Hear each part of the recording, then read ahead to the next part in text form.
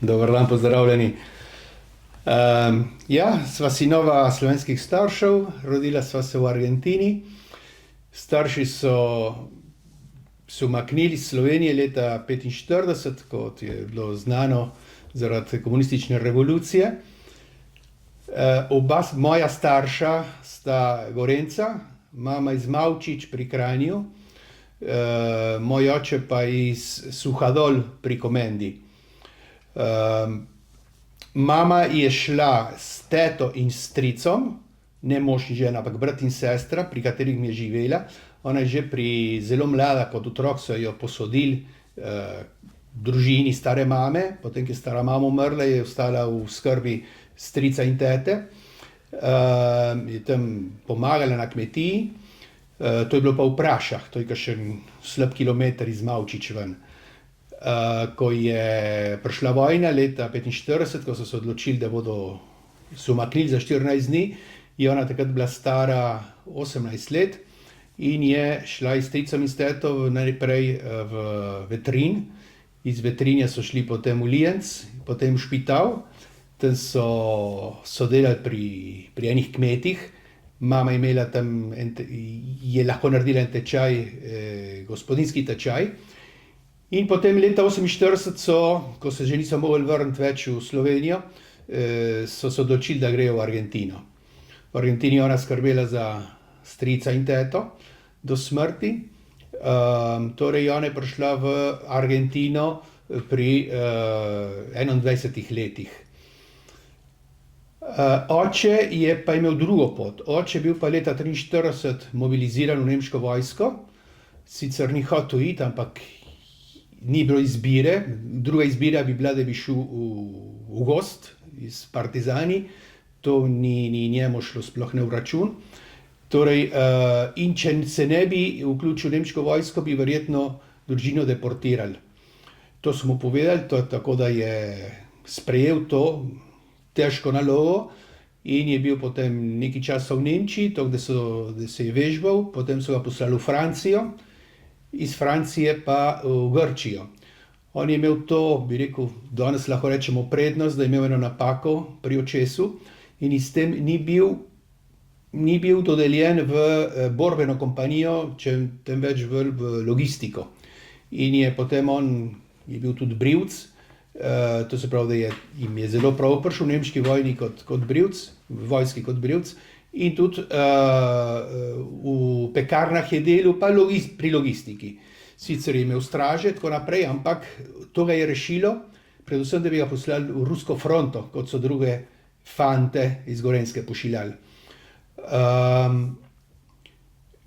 Ko je bil v Grčiji, so pa že Angleži zavzemali Grčijo leta 1944, so videli, da je nemška vojska že nekam razklana in da že nekateri višji oficiri odhajajo, so se te fantje, ki so bili slovanske narodnosti, zmenili, da bodo se predali Angležem in so naredili eno tako zvijačo, da so se zmenili, zelo so riskirali, no, da bodo ponoči dezertirali. Ampak kako? So se zmenili, da najboljše je tako, da so uniformirani z nahrbtniki, s puško in da se zmenijo, da grejo, marširajo v skupini, eden od njih je delal kot desetar, tudi če ni bil, in so strumno korakali čez stražo in seveda so jih pustili skozi. In ko so naredili nekaj 100 metrov, kilometer nekako, so pa odložili orožje in se preoblekli in so se predali partizanom, grškim partizanom.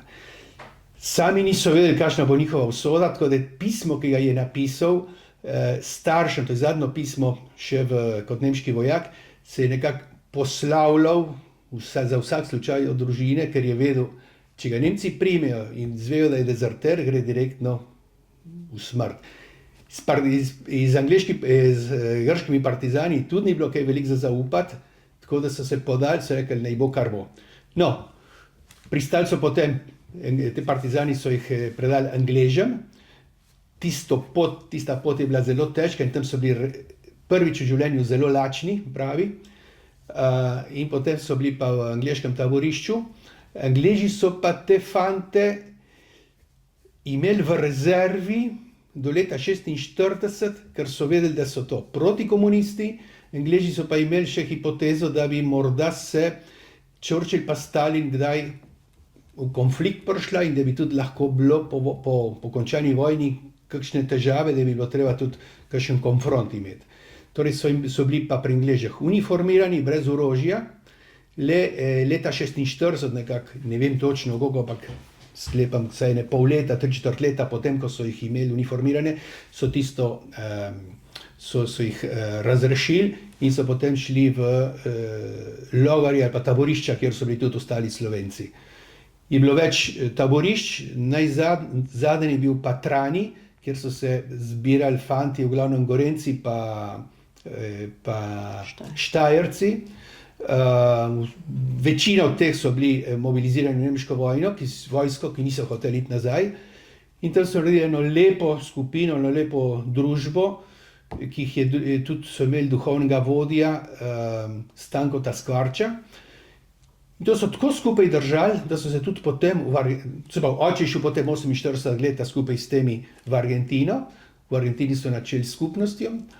In so s tem duhovnikom se dobivali tja do leta 90, ko je pa on umrl, pa do leta recimo 2000, to je 55 let po tej, pa tudi več kot 2000.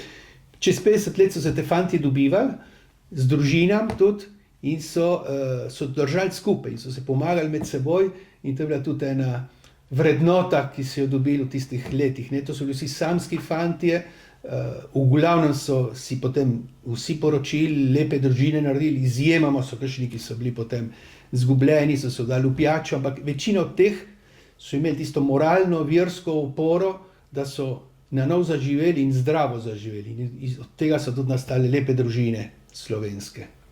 No, to opisal od moje strani glede staršev. Mogoče še Helena? Ja. Jaz sem Helena Fink.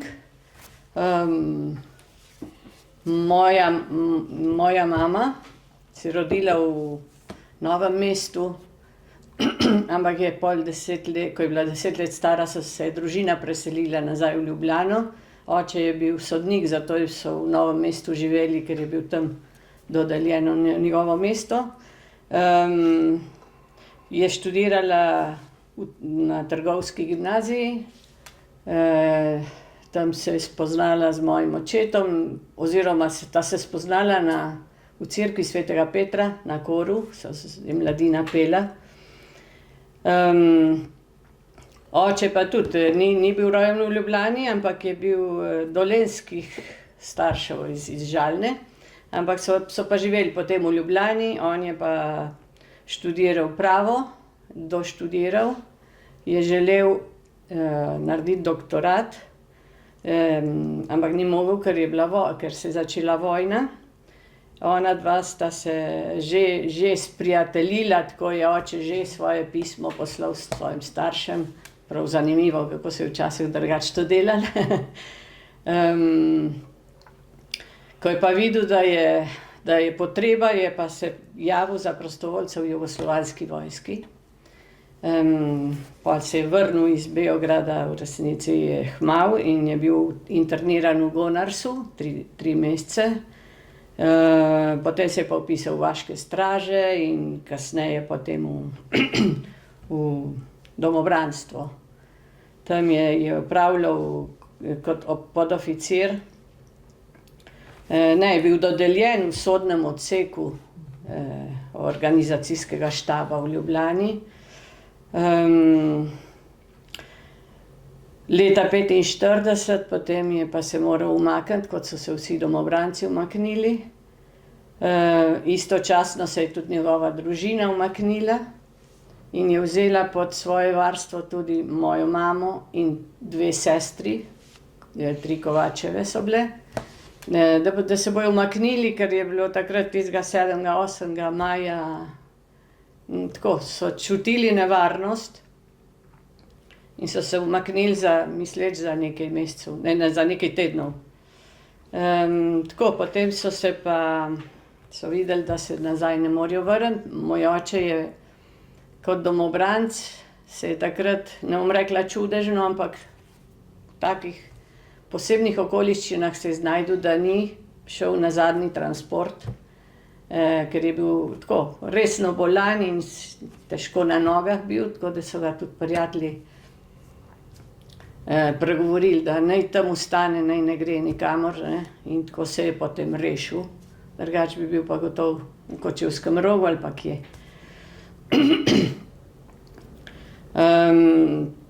Šli so potem skozi tele begunska taborišča v Italiji. Ona dva sta se tam poročila leta 46, 47 se je že ta starejši brat rodil. In ker moj oče je bil na enem seznamu takih bolj nevarnih, je pa moral kar malo potem oditi iz eno ladjo v Argentino, mama je šla pa malo kasneje. Tako sta se potem leta 48, mislim, da aprila 48 tam srečala po nekaj mesecih.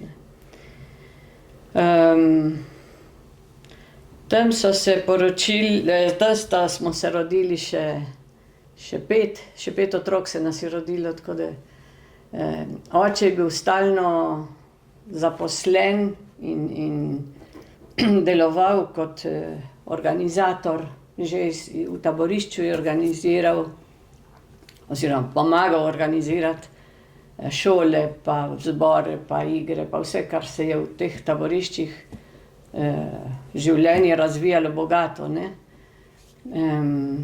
Bil je jurist, ne? Torej, On je bil advokat, ja, je bil pravnik in se je spravil k takemu delu, da je organiziral zakone, pa red, pa tako, ne, se je k temu posvetil.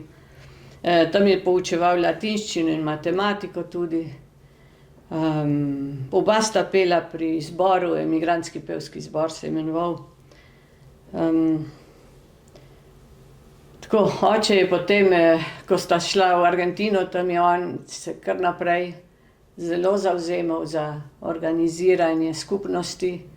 Bil je predsednik Zedinjene Slovenije, pa v raznih organizacijah bil odbornik, ne.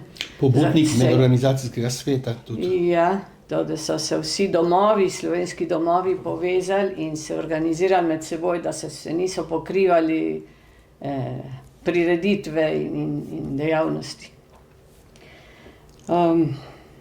Potem že leta 91 se je pa tudi tukaj, ne tukaj, v Argentini, no, bil imenovan za prvega zastopnika, čeprav ker še ni bilo veleposlaništva slovenskega, je on prevzel funkcijo odpravnika poslov in prve 3 leta je bil, ne, mislim. Ja.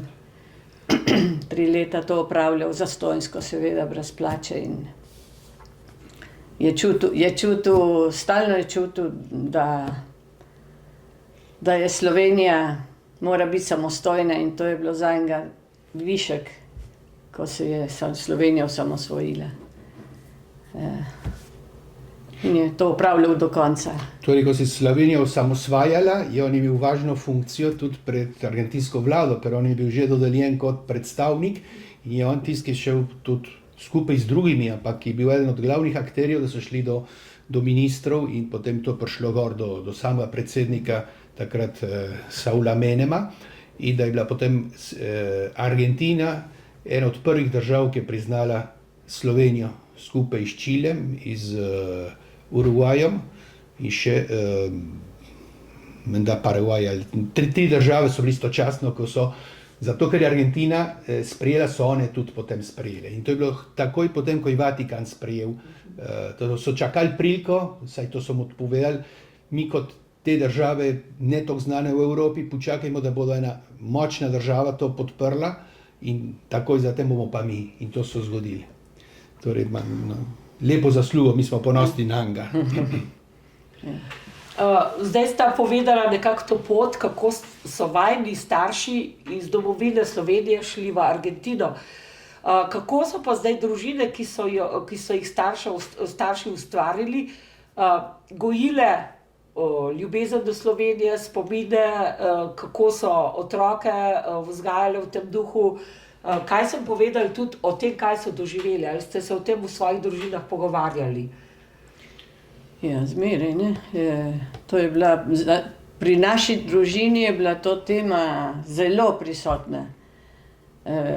Poboji, povojni poboji, odhod, komunizem, vrednote slovenske, vse to se je stalno govorilo doma.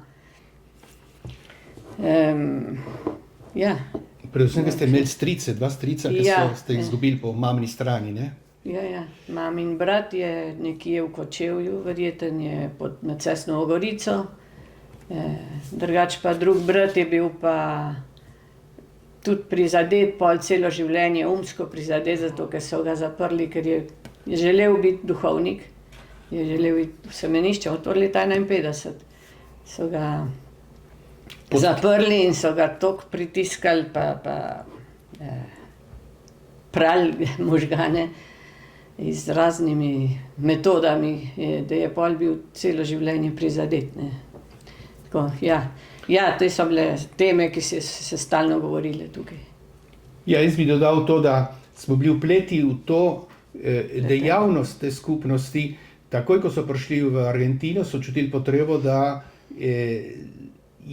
se morajo družiti. Po drugi strani so bili prisiljeni družiti se, zato se niso imeli svojih sorodnikov, pa tudi ko so se razhajali, ne, ko so prišli v Argentino, so bili tam mogoče 14 dni v enem emigrant hotelu, kjer je država dala na razpolago 14 dni, da so lahko noter dopolne, da tam prespijo, dobijo zajtrk, potem čez dan morajo iti ven, iskati službo, pa stanovanja in po 14 dneh so mogli oditi, ne. Tem imamo senior Hladnik in drugi, doktor Košiček in še prvi begunci, ki so prihajali, so že si pomagali en drugemu, ampak kmalu je bila potreba potem, da se organizirajo. Oni so imeli zgled organizacije v taboriščih. Oni so vedeli, da če skupaj držijo, lahko naredijo, ustvarijo slovensko šolo za otroke, da lahko imajo svoj pevski zbor, da imajo teatrske skupine, da imajo kulturne dejavnosti. In to se je kmalu začelo, takoj ko so prišli praktično. To je znana recimo dr. Miloš Stare, pride v Argentino, v enem tednu, 1. januarja 48. leta, že izda Svobodno Slovenijo. To je tednik, ki še zdaj izhaja, sicer ne kot tednik, ampak to je že izhajal med drugo svetovno vojno kot ilegalno glasilo. In tam so prišli noter novice pa navodila vsem tem beguncem, ne. Tam recimo kot ene vrste socialna pomoč, usmeritev, kaj in kako, in tudi kaj se dogaja v Sloveniji, kaj se dogaja v Evropi. Tako so bili stalno informirani, dobivali so se v nedeljskih mašah, torej tam so se potem izmenjavali informacije, so tisti, ki je dobil delo, je rekel, imamo še tukaj 3-4 zaupljive ljudi, pridite delati, in tako so se med seboj organizirali. In tista povezalna moč je skozi funkcionirala in še celo tako potem, ko so že nastajale družine, še predno bi praktično prišli do svojih hiš, so že skupen denar zbirali, zato da so prišli do svojih domov, prosvetnih domov. Veliko se je treba zahvaliti tudi slovenskim duhovnikom, ker je prišlo okrog 83-84 slovenskih duhovnikov, zdaj so latinsko, italijansko, tako da so bili takoj zaželjeni v argentinske župnije, ker so bile tudi prazne, so prišli kot kaplani, ponekod so že takoj začeli tudi župnikovati ali pa so šli v razne zavode. In te duhovniki so bili prvi, recimo, Slovenci te generacije, ki so bili na razpolago eno sobo, župnišče, ali pa so zaprosili župnika, da jim da dvorano. In tako so imeli prve leta v teh dvoranah, kjer so bili naši duhovniki, je bila prilika za to, da so se lahko zbirali zbori, slovenske šole in tako naprej. To je trajalo nekako 10 let. Medtem so pa že čutili potrebo, da je fajn, da se osamosvojijo. In je tako nekako leta 1958, 60, 62, kakšnih 20 km okolju mesta Buenos Aires, kjer so bili že naseljene skupine Slovencev, so si tam zgradili domove ali pa kupili stare hiše in je tako nastalo 7 domov od začetka, zdaj jih je 6. In to so bili te kulturni centri, pa bi rekel, Slovenije v malem v Argentini. In seveda, to so bile sobotne šole, organizacije, maše, nekateri so imeli cerkev blizu, so lahko naredili potem še maše prav v slovenski cerkvi, drugače smo imeli v teh dvoranah, duhovnikov je bilo takrat zadost. Mislim, da sem pa zdaj že malo predolg, ker bi še lahko govoril potem o semeniščih, pa vse to, slovensko semenišče se je tudi ustanovilo, ker je toliko duhovnikov prišlo, nekih bogoslovcev, drugi fantje, ki so bili sami in so čutili v tej krizi, pa v tej posebni situaciji, da so iskali bodočnost, pa kaj bo z njimi in so mogoče toliko lažje se odločili tudi potem za redovniški, duhovniški stan. In škof Rožman v begunstvu je dovolil, da se je naredil, da se je nadaljevalo tisto semenišče, ki je ljubljansko semenišče, prav v Argentini. Še celo provinca San Luis, kjer je bil škof zelo naklonjen in so imeli tam semenišče prazno, je dal na razpolago in je tam bilo, zdaj ne bi vedel povedati, ampak kar več desetin posvečenih duhovnikov. Te duhovniki v glavnem so potem delali v argentinskih župnijah, to se Argentina se je zelo, zelo bogatila, kar se tiče duhovnikov. Teh 83 duhovnikov so predvsem za skupnost ogromno naredili, zato se tudi morda smo hvaležni in čutimo tisto bogatstvo, ki so ga nam posredovali. In seveda, to je bila vsa ta kultura, pa univerza ljubljanska ali pa slovenska, preseljena v Argentino. Tudi v Kanado, v Severno Ameriko, ampak če tudi, to se je že velikokrat ponovilo, da zakaj v Argentini je lahko bila skupnost močnejša ali pa malo drugačna od drugod, je, ker je Argentina sprejemala družine v celoti, tudi starejše, otroke, tudi bolne. General Perón je dal dovoljenje do 10,000 migrantov, slovenskih migrantov, prišlo jih je 7,000, med 6 pa 7,000. Ker je potem bila družina kot celica za formacijo, bi rekel, družina navzoča, tudi če se oče šel delat, pa mama šla delat, če zmeri stari starši, če so bili zraven, so lahko vzgajali. Takrat je bilo še tako, bi rekel, bogato življenje, da z eno plačo, z očetovsko plačo, je mama lahko ostala doma in vzgajala 2, 3, 4, 5, 6 otrok. To je tudi pomagalo.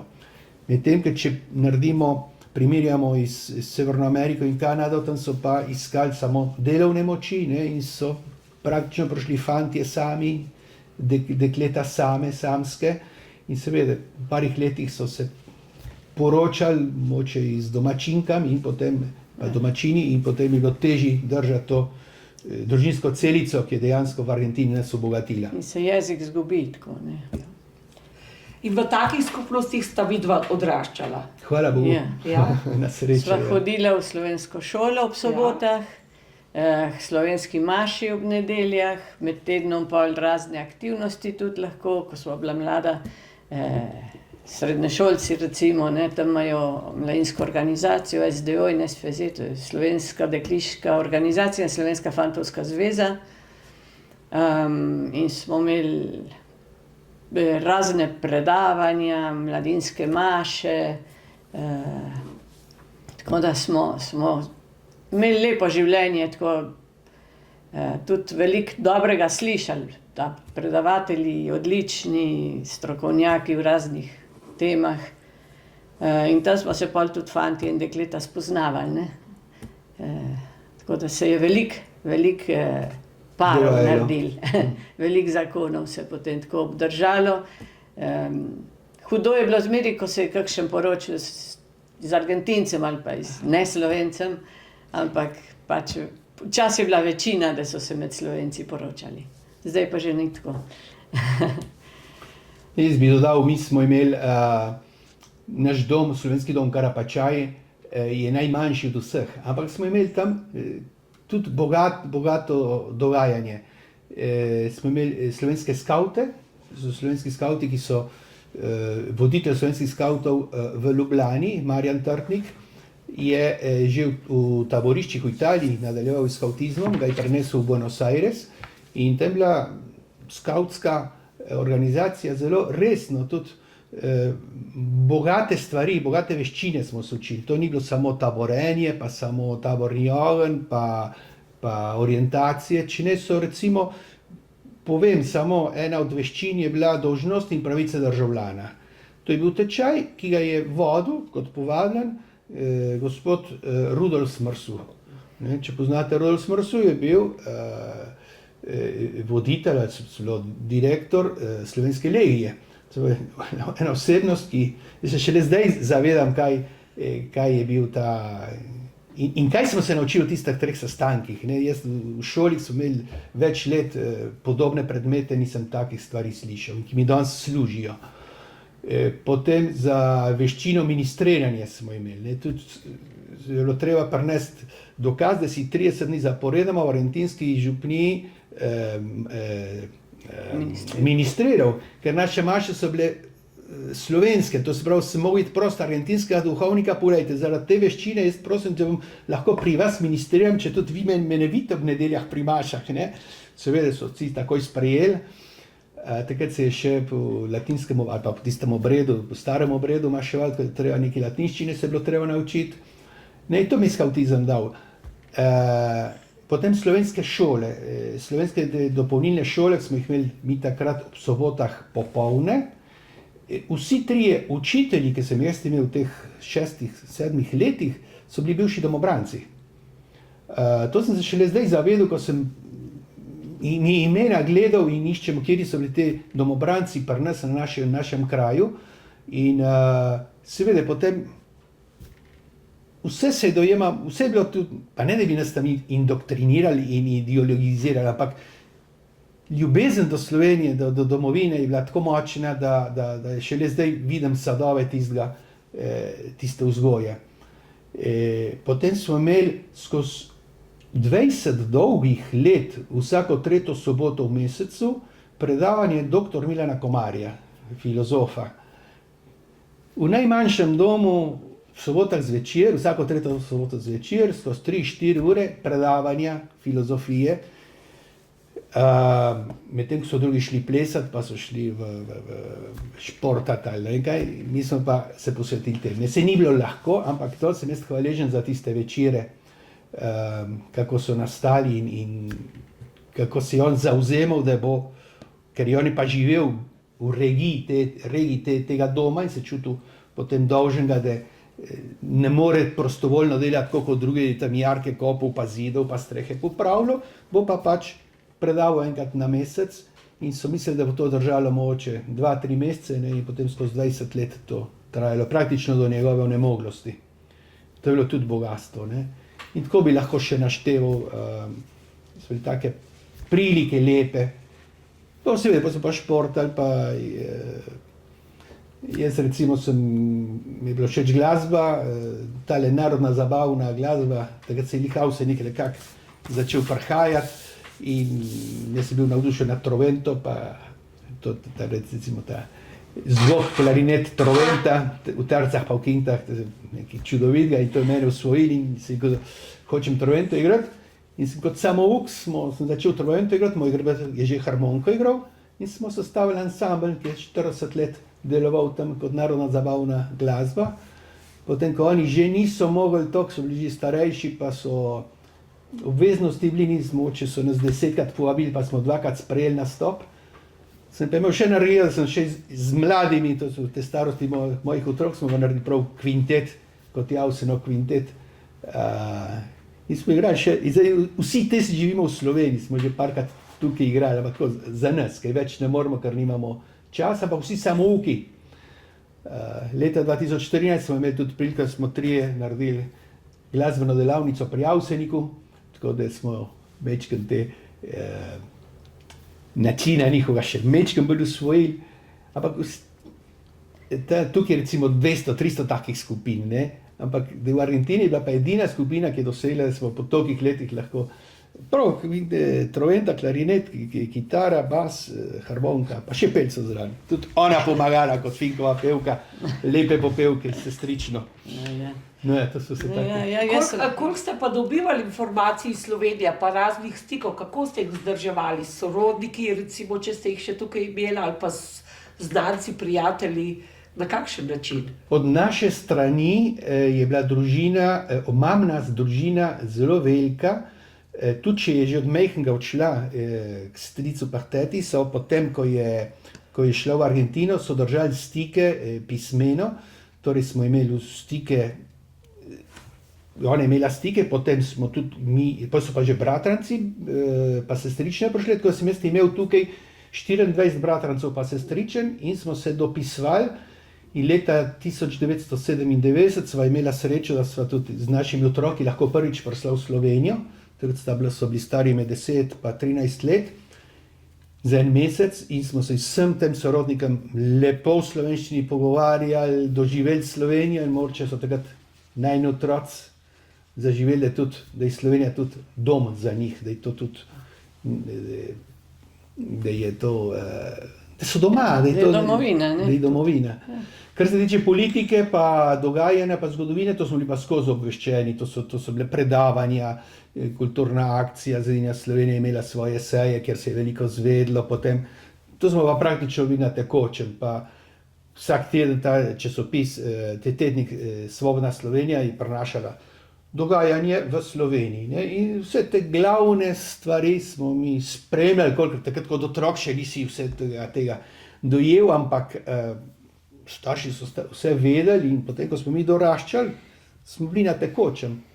Zato je bilo tudi zanimivo, takrat, ko so nas priznali leta 1991 kot Slovenci, ker prej smo bili zbrisani, nekako pa nepriznani, ne, od takrat naprej smo šli so ljudje glasovali tudi za referendume in tudi več 100 kilometrov je nekdo naredil, da je svoj glas oddal, ali pa smo išli iskati ljudi, ker smo mogoče bili onemogli, smo iz avtom išli iskati, da je vsaj en glas več prispel v Slovenijo za tisto, kar se je šlo, ne.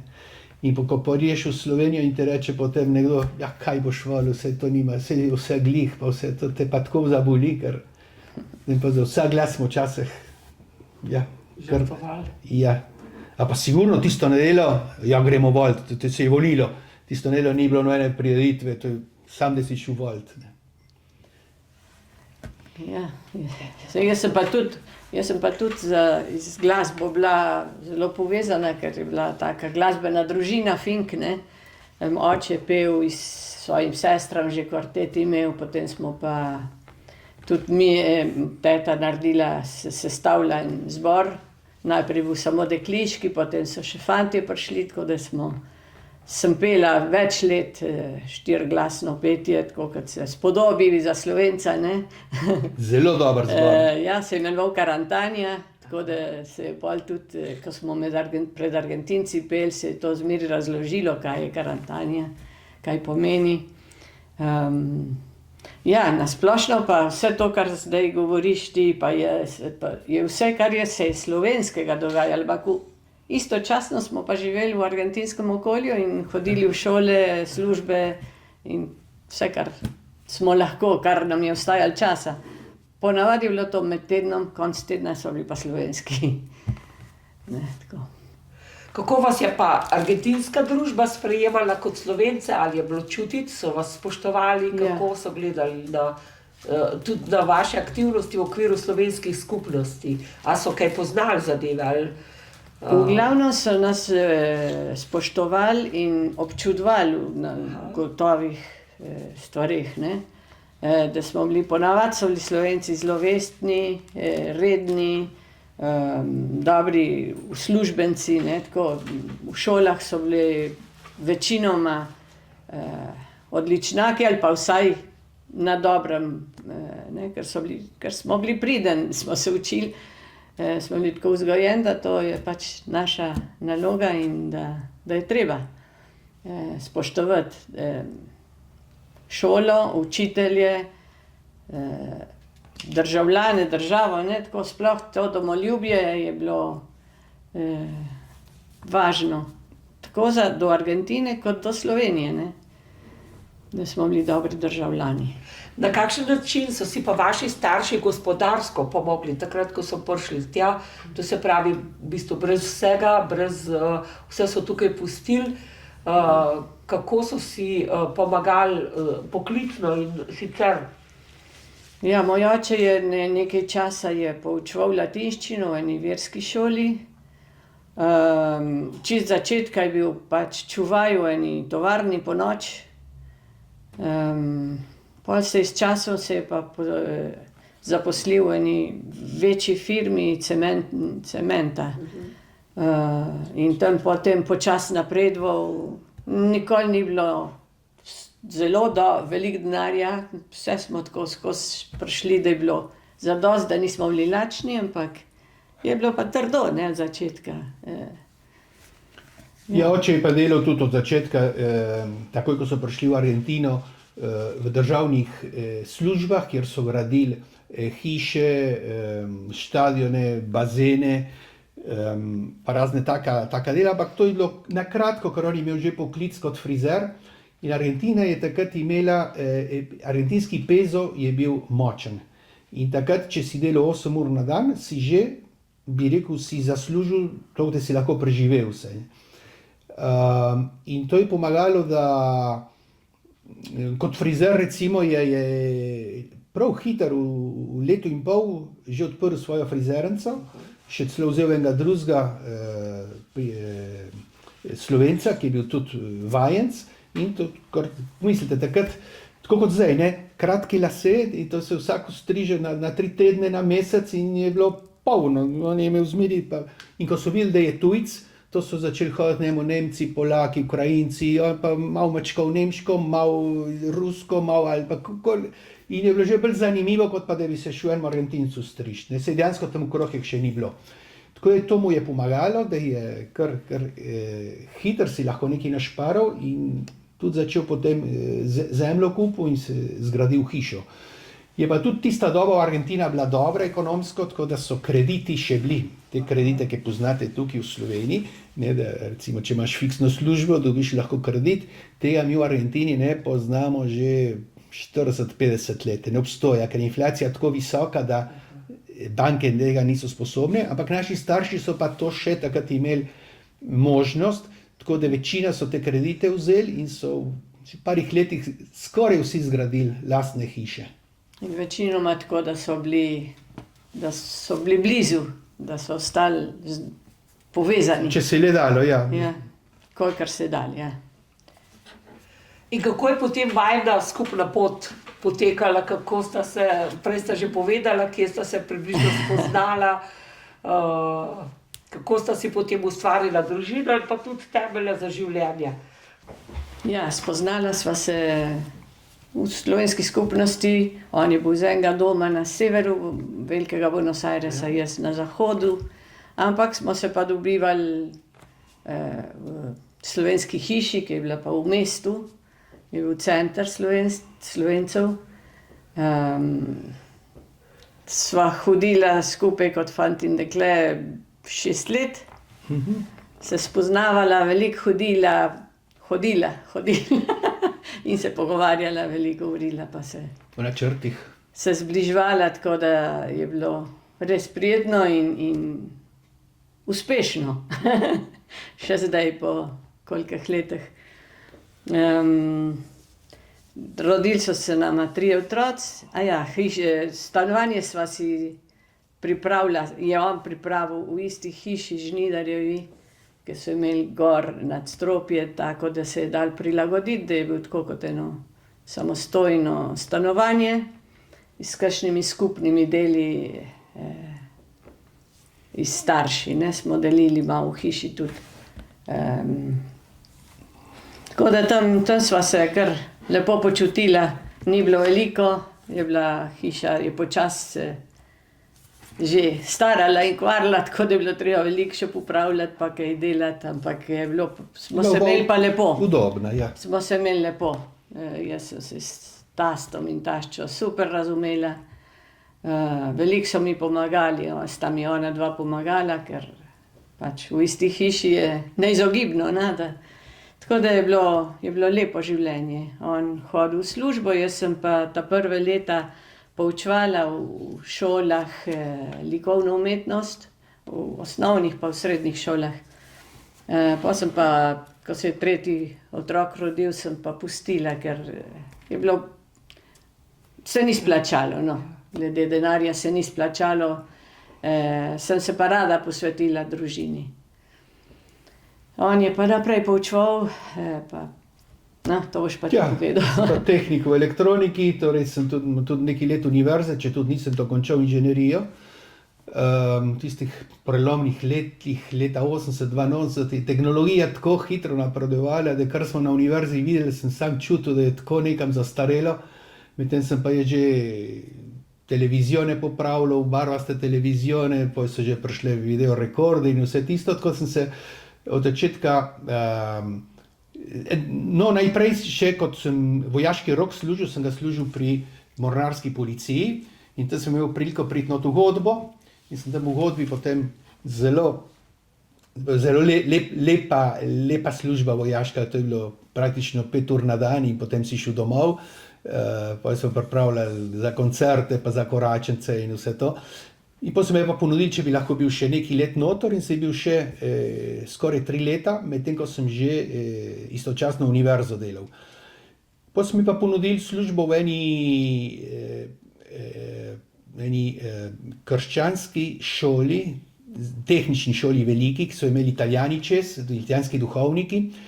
In če bi tam bil kot profesor za tehnične predmete. Jaz sem tam videl, da tisti poklic mi ugaja, če tudi sem mislil, da to ne bo moj bodoči poklic, tam sem delal 16 let. In potem so me iz drugih šol tudi iskali, tako sem lahko dopolnil, sem delal praktično popoldne, pa še včasih zvečer v 3 različnih šolah. Ampak tisti poklic mi je bil komot, sem ga lepo upravljal in sem tudi danes hvaležen, da sem lahko tisto z veseljem naredil. Res, da skupine niso bile velike in to so že bili v glavnem starejši učenci od 15 do 18 leta. Tam že ni problemov, bi rekel, pa če greš študirati tehnologijo in se tam so delavnici in razvijamo razne stvari, analiziramo. Mogoče pri teoriji so se malo dolgočasili, ampak ko je bilo pa veliko praktičnih ur in tisto potem je dalo veselje, da smo veliko lepega naredili.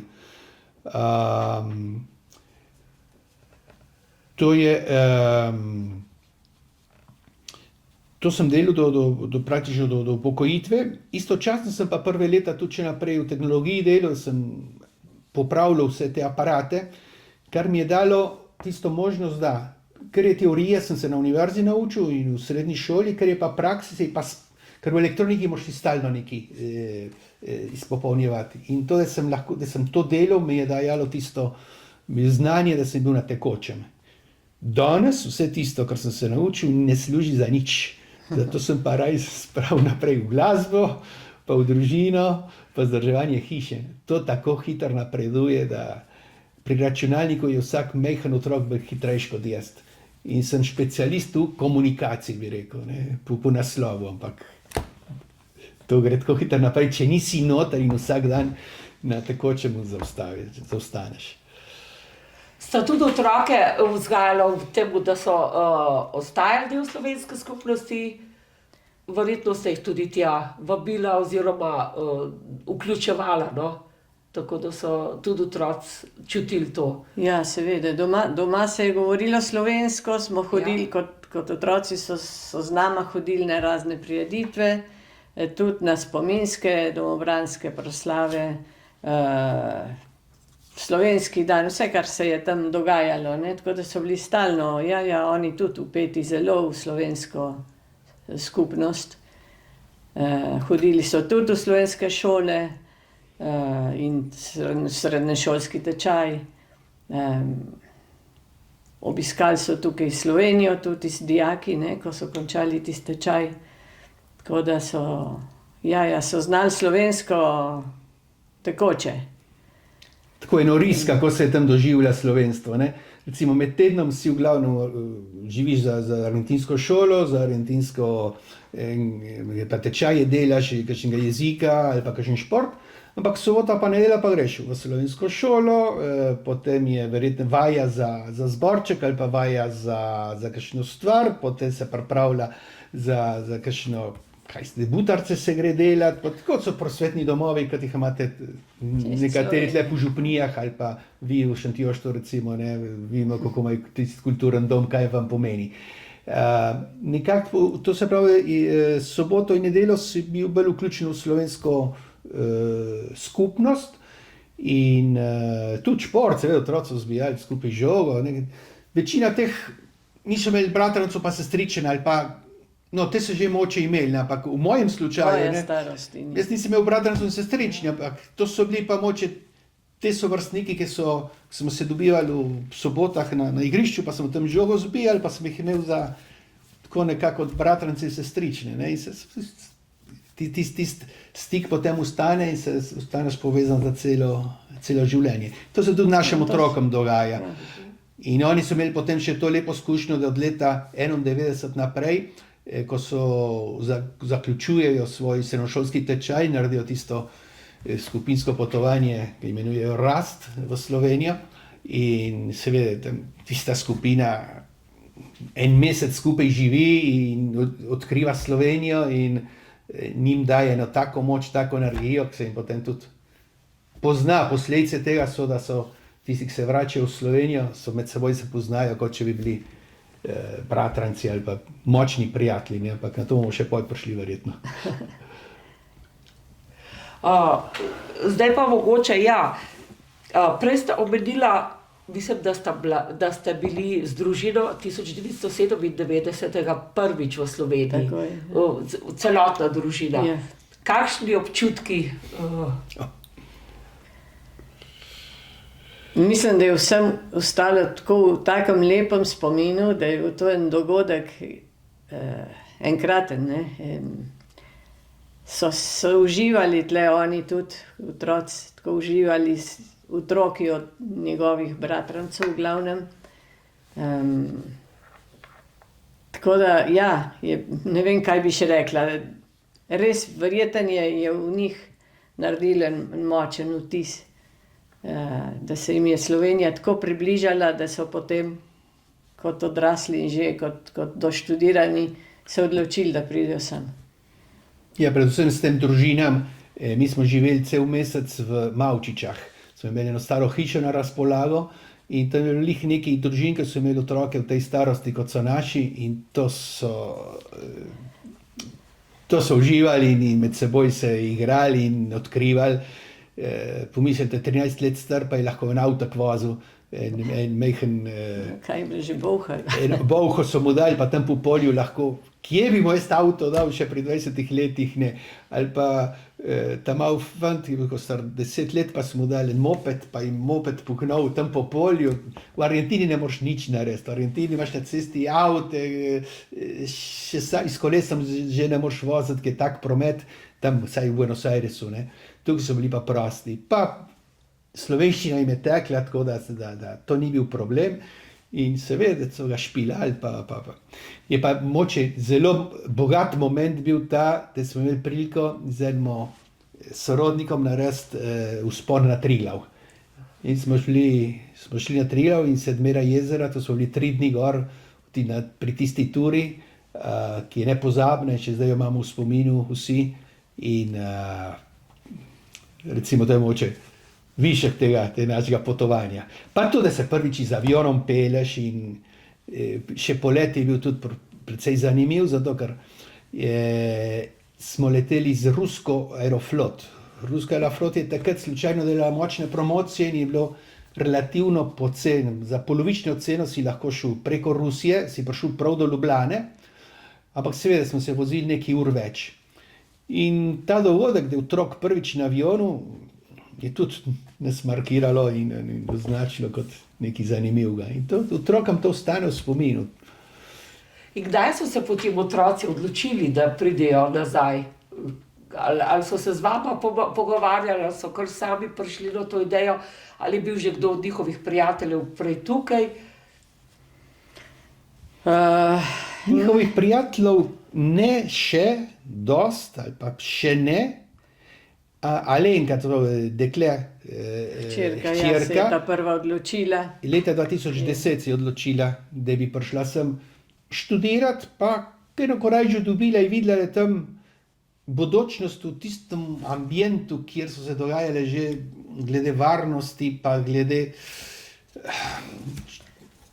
Ja, vzgoja tam je tako padala, to vse nivo ljudstva, okolice, in si ni želela tam si ustvariti družino.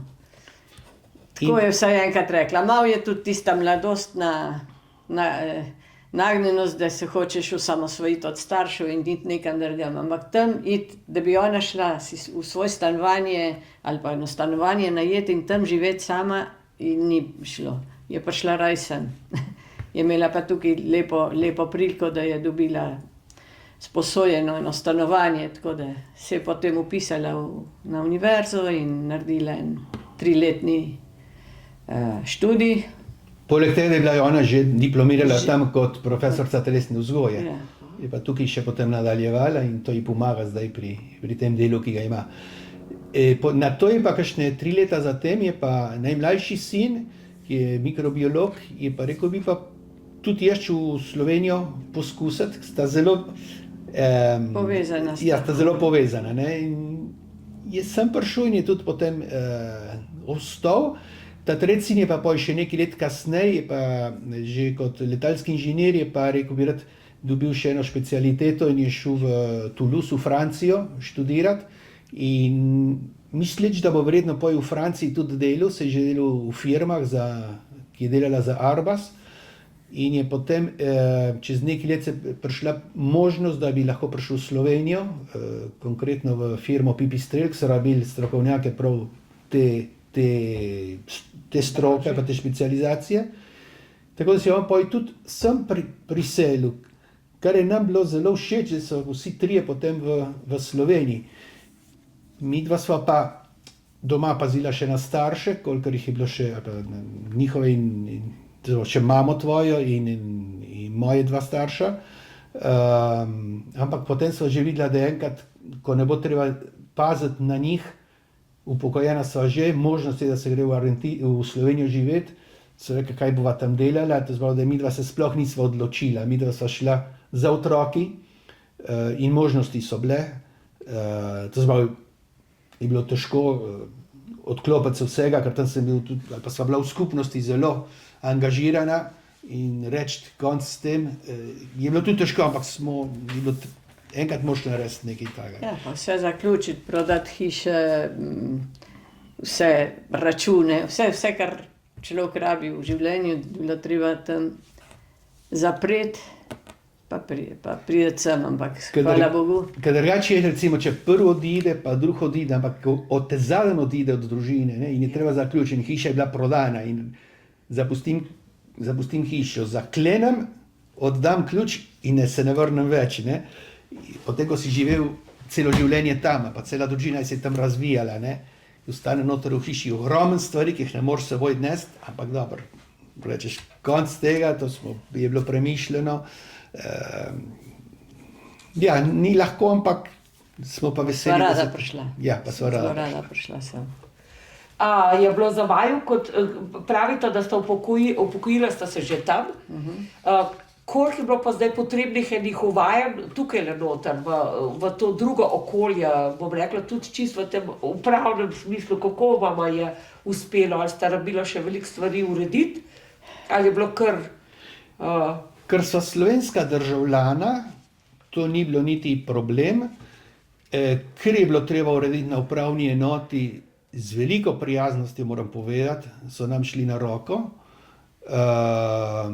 Najtežji morda je bilo dobiti potem dovoljenje za vozniško dovoljenje obnoviti, ker tam nismo bili navajeni, da je treba že spet narediti saj praktičen tečaj, pa to se kar nekaj časa vleče, se dobro poznate. Druge težave pa ni bilo, zato ker nama ni bilo treba delati tukaj, potem pokojnino dobivamo od Argentine, torej direktno na banko pride vsak mesec naloženo. Je kakšna komplikacija, včasih je treba vsake toliko časa obnoviti Tole potrdilo o preživetju. Ne? In tisto gre preko veleposlaništva, potem gre eno ministrstvo, iz ministrstva gre potem na tisti inštitut tam in tam se lahko kaj zatakne, ampak to je malenkost. Ampak nasplošno tukaj, ker je burokracije pa administracije, če tudi nekateri niso zadovoljni tukaj, lahko povemo, da je... Nama je vse steklo. A pa da je hitro. Recimo, ja, če bi gradbeno dovoljenje iskali, to bi verjetno bile težave, ampak kar je te rednih zadev, je pa steče hitro, ni vrste, pride hitro v 2-3 dneh, v enem tednu najkasneje dobiš poten list in tako naprej. V redu.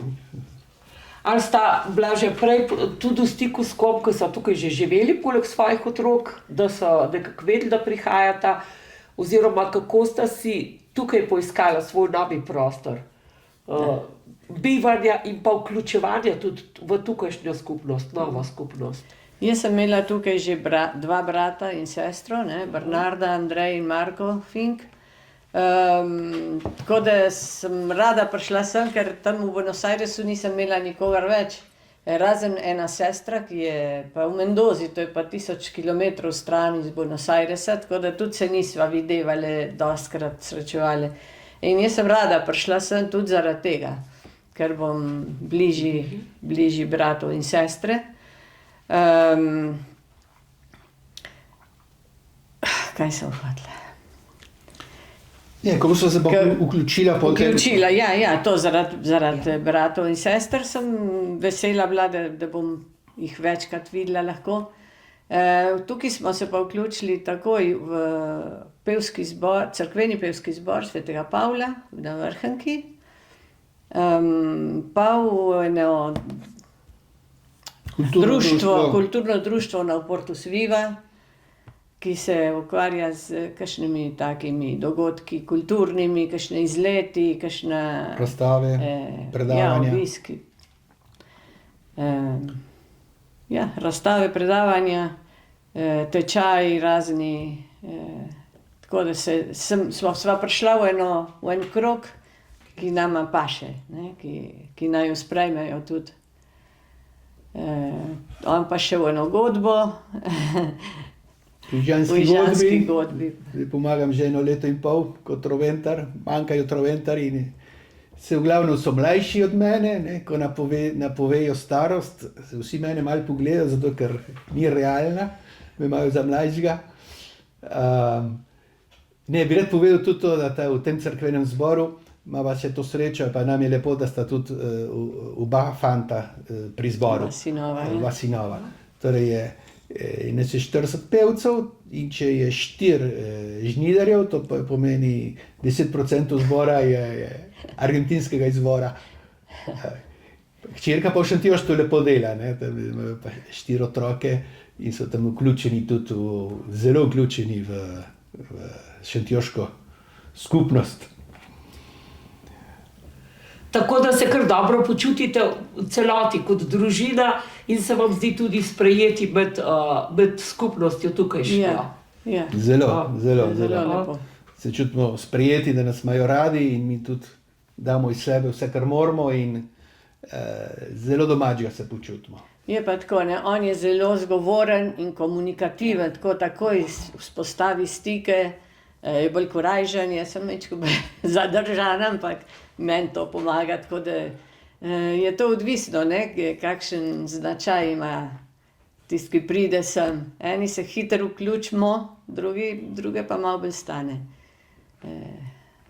Prej sta povedala, da imata zdaj v kratkem namen se za krajši čas oditi v Argentino.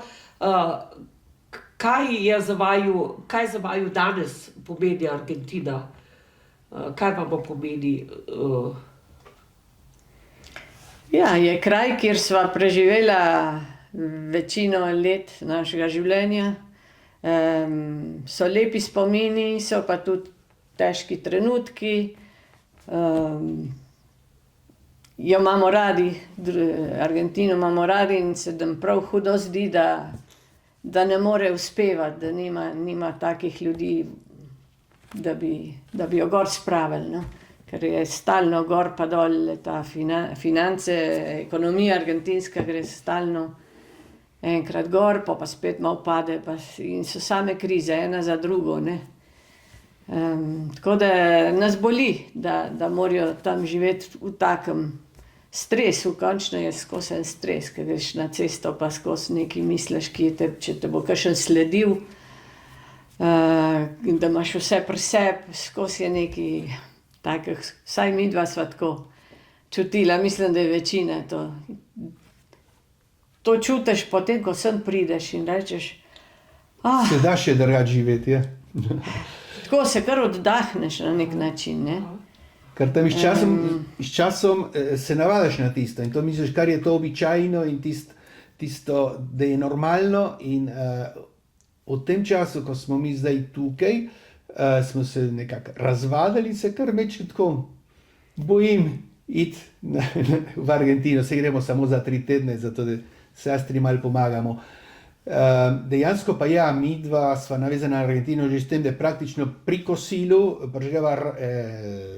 se preklopiva na argentinski radio, tako da poslušava tiste vsakdanjosti, ki je lih tist 4-5 ur razmika, ko tam začenja dan in so tiste dopoldanske novice, ki so zelo lepo povedane, obširne včasih, mi dva imamo tukaj kosilo. To je kosilo, sva na tekočem. Sva v Argentini. Sva kaj je vreme, pa kaj se je zgodilo, pa koliko so jih potovkali, pa koliko je policija lovila tega, pa kaj so z volitvami, pa tudi kakšne lepe stvari, ne, pa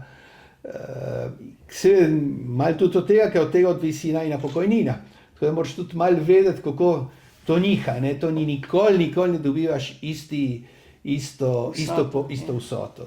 Vsak mesec je lahko 100 evrov več, pa 100 evrov manj in tam skače gor pa dol. Spremembe tečaja, ne, med pesom in... Ki ne odvisi samo od Argentine, pa tudi od mednarodnega položaja, ne. To je globalizirano vse in enkrat, ki je menjava vmes, pa kjer je tam tako močna inflacija, to je, ne moreš gor predvidevati, ampak se da živeti. Ja, jaz mislim, da mogoče lahko na en način zaključimo tudi iz našega vidika, če se reče, se mi zdi, da prinašate v Slovenijo eno dodano vrednost, eno ogromno bogatstvo. Bom rekla, že z vsem, kar ste doživljali tam, kar ste prenesli sem, in tudi en občutek, recimo, kaj vse Slovenija zmore, kljub vsem zgodovinskim težkim, bolečim trenutkom, ki jih je slovenski človek preživel, se mi zdi, da na tak način se mogoče vrača vse tisto tudi na en način nazaj, to bogatstvo, ki je bilo oplemeniteno in vi ste imeli verjetno boljše pogoje se razvijati v tem smislu, kakor pa Slovenci tukaj v domovini, ki so bili pod komunizmom toliko let in niso imeli te danosti, da bi kljub vsemu živeli, bom rekla, v eni idejni svobodi, no. To je bilo za vas verjetno dodana vrednost neko in to se tudi čuti, ko sem prihajate, se mi zdi, da ste tudi vračate nekako, pa prinašate neko svežino in neko dodano vrednost, tako da se mi zdi, da je Slovenija lahko zelo ponosna na vse, kar dobiva z vami. Jaz imam vseeno še včasih občutek, da mnogo premalo naredi za Slovence, ki pridejo sem, predvsem mogoče tudi za tiste, recimo, ki se še iščejo v tem, kje bi službe dobili, kje bi lahko dobili boljše pogoje za življenje, da bi tukaj slovenska država bila dolžna nekako storiti več. Še to mogoče me zanima, koliko se pa zdaj tisti Slovenci, ki ste se vrnili, koliko se družite kaj med seboj? Ste še povezani tukaj? Smo, ja. Več ali manj, vsak, recimo, ali po generacijah, tisti, ki so iste starosti, ali pa so skupaj hodili na ta srednješolski tečaj, ker smo bili atomizirani po 6 domovih, potem, ko se hodi na šolski tečaj, dobiš prijateljstva tistega letnika, ali pa letnika gor, letnika dol, pa letnika tvoje žene in tako naprej. In se mogoče po teh skupinah dobijo. Drugi se dobivajo zato, ker so živeli vsi v enem določenem kraju, tam v Buenos Airesu in jih tisto druži. Seveda je pa omejitev, kje v Sloveniji živi. Ne? Če nekdo živi prav blizu Ljubljane, bo imel verjetno več možnosti, da se dobivajo. Drugi, ki pa živijo daleč, pa teži. Ampak ena lepa gesta je bila, zdaj, ko smo praznovali 80-letnico od odhoda naših staršev, v maja meseca, ko smo v Slovenski filharmoniji organizirali prireditev, kjer smo lahko zbrali 50 pevcev, to so v glavnem sestavljenih iz vseh teh, ki smo se nekako, recimo narekovaji, vrnili v Slovenijo. In za to priložnost so tudi prišli v ta zbor oddaljeni kar daleč, recimo iz Celja, iz Ajdovščine, iz Vipave, pa še od kje dalj. Z Jesenic, ne? Da smo ta zbor spravili skupaj, nekaj vaj je bilo treba in tudi potem je ta zbor nastopil v Kočevskem Rogu pod Mecesnovo Gorico. Recimo način, da ko je motivacija, pridejo skupaj. Potem ustanova Slovenija v svetu organizira tudi enkrat, dvakrat na leto srečanja, se tudi jih neki prijavi, ali pa kar velik. Torej, se družimo, lahko bi se več, ampak hvala Bogu, to tudi pomeni, da če vsi ne prijejo, zato ker so se v svoje skupnosti lahko že upleteli. Je pa tudi to, ne, vsak zmeri ni časa za vse, predvsem tam, ki so otroci, ne, so potem druge obveznosti in težje dobiti čas, ampak držimo skupaj. Ne, jaz bi rad še na to vprašanje, ko si se rekla, da kaj bi lahko Slovenija naredila, ne, Jaz sem imel priliko delati v eni italijanski šoli v Argentini, kjer so, to je že recimo 10-15 let od tega, kjer so Italijani videli pomanjkanje, tudi ta demografski problem, ki ga imajo v Italiji, da so vabili potomce italijanskih korenin v Italijo. To je že mogoče druga, tretja, četrta generacija, sam da so imeli recimo državljanstvo, pa včasih tudi državljanstvo, ne pa da so dokazali, da so njihovi potomci italijanskega rodu, so po priimku, ja pa tako, in je bil načrt prav, to je pa odvisi od raznih regij italijanskih, da so vabili te mlade ljudi, da se grejo šolatke, da jim dajo stanovanje, da jim dajo tudi denar za vozovnico in vse možnosti, da se nekateri v 6 mesecih, nekateri 1 leto, tudi kakšna regija je za 2 leti jim zagotovila možnost za to, da se vključijo v Italijo. Par slučajev sem poznal, to je bilo prav uradno, iz ministrstva dol, ne. Slišal sem, da Hrvati so imeli isto politiko, v Argentini je bilo veliko Hrvatov, so istočasno prišli, tako kot naša skupnost, naša zgodovina, in da je precej Hrvatov prišlo nazaj v tem času, predvsem potem, ko se je Hrvaška osamosvojila. Iz Slovenije tega ni.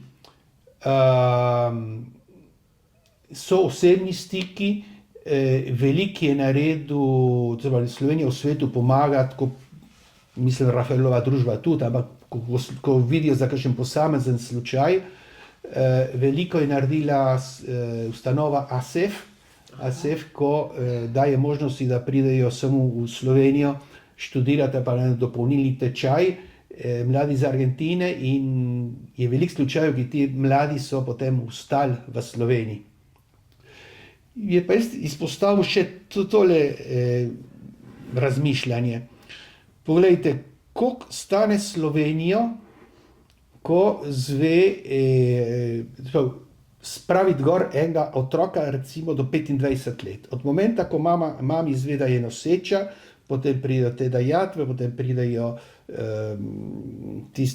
tisto leto, ko ima mami zastonj, Slovenija preskrbi, da ji ni treba iti delati, potem vse, kar koliko Slovenija daje, ali pa država daje za to, da je otrok šolan, potem ima srednjo šolo, potem še fakulteto, ne, in recimo tam pri 25-26 letih je davkoplačevalc. Tam začne ta otrok vračati državi s svojim delom, pa s svojim trudom, če jim ne uide v drugo državo. Ne.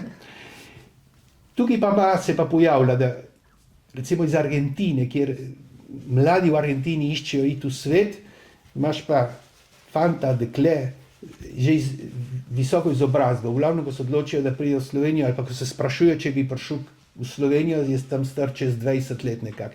Ima že eno srednjo ali višjo izobrazbo, zna jezike, zna slovenščino, pozna slovensko zgodovino, so domoljubi, so spoznali Slovenijo, ko so prihajali iz rastjo, vejo, kaj jih čaka. Je pripravljen napraviti se narodno nošo, simbolično, ne? Ker vsi, ko so nastopali v nošah, znajo peti slovensko. Ne rečem to kot umetnost, ampak čutijo, kaj slovenska pesem pomeni. Ta človek presajen tu sam, v 24-25 letih, avtomatično postane davkoplačevalc. Torej, to je čist mrzlo gledano iz finančnega sistema, iz gospodarskega vidika, se Sloveniji splača, ima tam nekaj ljudi, ki jih lahko presadiš takoj in tukaj, v glavnem te, ki pridejo, skoraj vsi zacvetijo in tukaj ostanejo in so veseli, so pozitiven člen slovenske družbe. Ne.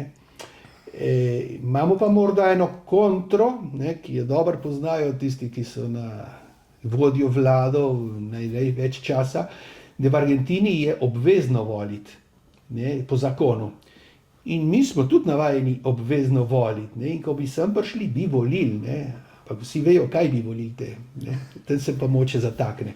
Torej, ko bo prišla ta prava vlada, jaz rekel, bi lahko bili pozorni, bi tam en urad, če ne ministrstvo lih ne, ampak en urad zadolžen za presad teh mladih ljudi, morda še družin. Ne.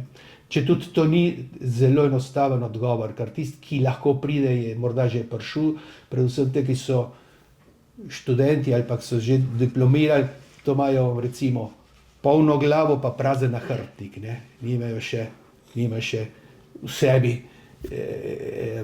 druge obveznosti, ne, tak hiter pride. Problem je, ko je družina, ko je hiša, moraš hišo prodati, da tukaj, da sem prideš, en otrok, en mlad se hitro v eno stanovanje gre ali pa se pridruži enemu prijatelju, pa je moče prvo leto živi pri znancu, ne, ko pride družina, pa le rabi stanovanje. In vsi vemo, ker je stanovanjska stiska, pa... Ampak dobro, država ima pa svoje resorje, ki bi lahko to malo lažje rešil, če bi hotela, ne. Procentov. Je toliko? Ja, 70, 80, tudi 90 bi jih lahko našteli. In za vse, ki poznamo, so dobili službe, praktično zbirajo službe, če prva služba ni dobra, pa ta druga boljša in tako naprej. Nekateri so se ustvarili družine, ne odhajajo potem kam drugam in uspevajo in so zadovoljni. Ja. Ta statistika je bila, ko smo začeli naštevati, pa smo vprašali, Nalinka, povej mi, koliko je tvojih, ja, toliko pa, koliko je pa una rast, toliko pa. In pa smo začeli šteti in že pred leti smo jih našteli 70, ne? In vsako leto jih pride 5-6, za nekatere sploh ne vemo, drugi pridejo začasno, pa vidiš, ne, saj sem tukaj. Kakšen popis se pa zdaj ne vodi, da bi rekel nek zbirni seznam vseh, ki se vračajo, kako? Smo hoteli pa, ne vem, mogoče Slovenija v svetu bi mogla bi bila zadolžena za to narediti, pa ni tako enostavno. Eni ne javijo, nočijo, drugi, ampak takrat, ko smo za ta zbor iskali, ne, smo mi naredili tako, kot smo po mailu objavili vse, ki smo imeli podatke, pa po telefonu, in pa povejte še takim, ki jih vi poznate, da bo nas čim več, ne. In tam se je nekaj imen prijavilo, ki sploh nismo vedeli, da so tukaj. Ampak gotovo med 80, to smo 10% teh, ki so Slovenijo obiskali kot skupina Rast, je prišlo. To zbroj, ta dogodek, ne, da se gosti, da Slovenija gosti to skupino, obrodi sadove po tem času. Saj na ta način, ne, dokler ne bo tega uradnega od države dol. Ne. Ja. Pa ASEF ne veliko naredi. Ne. Kaj Ja. pa rabi mlad človek? Tako. Pride sem, pa se tle ustali, pa pri kakšnemu prijatelju živi prve mesece, pa gre nazaj v Argentino, pa že prinese 2 kufra, pa še enkrat nazaj, pa še nahrbtnik, pa je vse, ne? Ja. Kako pa recimo slovenska skupnost v Argentini zdaj občutijo to odhajanje, je to težko? Ja, gotov Ja. je zelo težko. Recimo imamo izkušnjo našega doma v Karapačaju, praktično so se vsi selili, ni mladine tam. Na kar smo po eni strani zelo veseli, mi tukaj, ker vemo, da vsak, ko bo tle naprej živel v slovenskem duhu, tam bi se pa zgubil v argentinskem okolju. Je pa tako treba, ne to recimo boleče za Argentince ali za tiste, ki so tam ostali, ampak skupnost ni namen samo po sebi, pa, Ni sama sebi. sebi namen. Ne? Skupnost je nam dala te vrednote in te vrednote, tam bi se počasi plahnele pa zvodenele. Ja, ker dejansko je bilo meni zmeri rečeno, da smo mi moramo držati naprej tradicijo in poznati zgodovino, da bomo pričevali o zgodovinskih dogodkih, ki so jih naši starši doživeli. In oni dejansko so šli od tukaj za nekaj časa in se niso mogli vrniti. Po 91. letu je bila pa to možnost in zato je pol začel prihajati več ljudi sem, ne? Da pričujemo, na nek način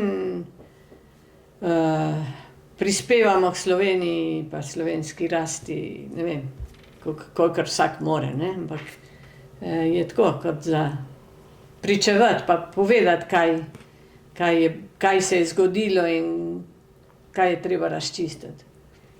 Ja, tudi recimo te mladi, naši sinovi že ne čutijo, pa vejo, kaj se je zgodilo, ne? Ampak morda ne znajo povedati, tudi sovrstniki že ne sprašujejo toliko. Ampak tisti, ki so moje starosti, pa majhen manj, pa zmeri povem, če prideš v Slovenijo, bodi pripravljen odgovoriti vsaj na 3-4 vprašanja, pri katerih se lahko zgodovinsko ti sklicuješ, ali pa da veš, da če bo sogovornik hotel napasti, da ti znaš odgovoriti, recimo o škofu Rožmanu, o kolaboracionizmu, da znaš odgovoriti pravilno o prisegi, ne? Kako je do tega prišlo, ne? Ker se zelo hitro napade s tem idejam, se praktično nimajo drugega orožja, kot da tisti so bili ključni momenti, za kateri je potem smo ostali kot izdajalci. Ja, pa da si upravičil pokol, ne? Ampak jaz zmeri vprašam, a si ti poznaš zgodovino Jugoslavije od leta 20 do vojne? Zakaj je bila komunistična stranka že leta 20 še od kraljevine, kjer še ni bilo nobenega nacista, pa nobenega fašista, pa so že bili komunisti kako se reče, prepovedani, ne? Začni malo tudi, zakaj, kako da te ljudje, ko so hoteli priti do vlade, so vedeli, da skozi demokratične načine bi prišli, da je bilo treba izkoristiti ali pa treba iskati eno priliko razkola za to, da prideš gor, ne? In so izkoristili pa tisti trenutek. Ampak pa iz tistemu vidiku začni potem gledati potem našo zgodovino, ne? Itak, domobranstva sploh pa vaških straž ne bi bilo, če ne bi bilo partizanstva. Torej, in to se lahko, če človek dobre volje, pa bi rad kaj več vedel, da to sprejme. Zdaj, če do začetka že veš, da te napada, pa da ne bo spet nima smisla govoriti, ampak mi vemo točno, da je to posledica nekaj hudega. Ja.